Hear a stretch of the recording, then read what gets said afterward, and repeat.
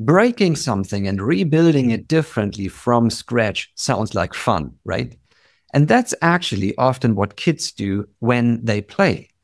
And if we apply that idea to writing music, I bet our creativity will go through the roof. But how do we actually break music?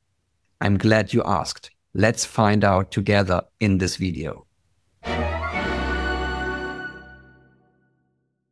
This video is inspired by a conversation between Simon Sinek and Jacob Collier. Both are great minds on their own, and they are fantastic artists. So Simon deals with words. He's an author. He's a philosopher.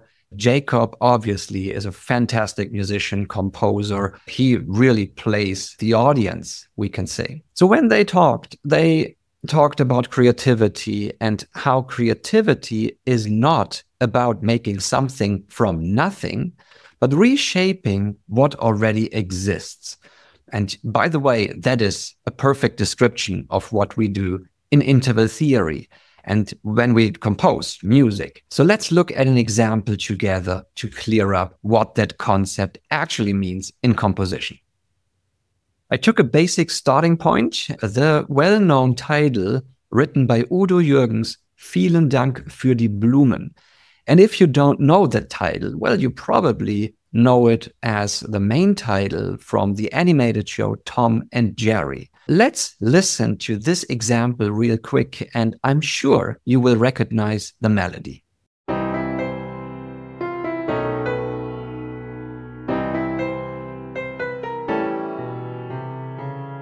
So in order to break this thing, let's actually see what's going on. We have a melody, we have some chords, and we can look at these elements separately. So let's take the melody actually, and I want to take the first 2 bars and put it down in the bass register as a root progression. And I changed the note durations to half notes so that we have something to work with.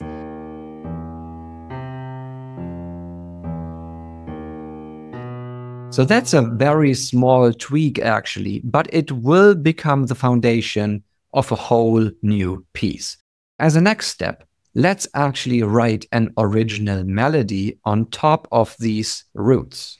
And the melody obviously follows these root tones, so without any further harmonic context, it might be a little bit loose. However, we will fill in the missing chords in a second. But let's listen to the melody and the roots first. Here we go.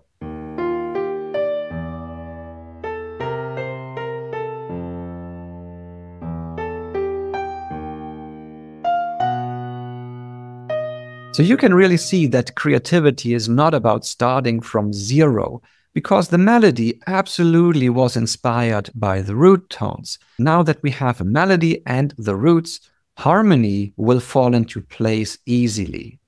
So here we are looking at the chords, and depending on whether or not the melody tone is a chord tone, the remaining notes in the chords actually fall very nicely into their own spots.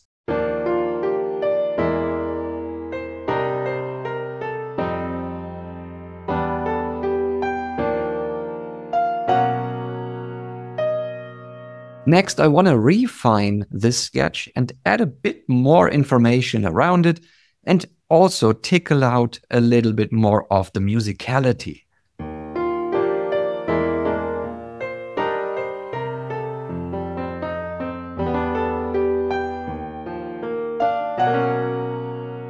So just to remind you, we came from Vielen Dank für die Blumen, and now we are looking at this jazzy tune here. So you can still see the melody marked in red and how it now appears in the bass and how it holds the new idea together. And from there, we can orchestrate it and take it into a fantastic arrangement if we want so. This stuff is actually easy to do when you deconstruct music into its smallest building blocks. In our case, the intervals. And for me, interval theory is the most efficient way to break free from traditional rules and the generic sounds. So each interval follows its unique nature. And you might have seen some other videos on my channel here that demonstrate what that nature is. So we can look at the intervals isolated or in context with more intervals around it. So often the musical result sounds unexpected and unique, but actually it's the nature that holds it all together. And once you start seeing those connections, it's hard to ignore them. So I encourage you to experiment with the intervals to create something new. And here are 2 quick ways how to get started with using the intervals, all based on what you know already. So you can either look at your chords and count the distances from the lowest note to the next higher in half steps, or you look at a melody and count the distances from one note to the next horizontally, also in half steps.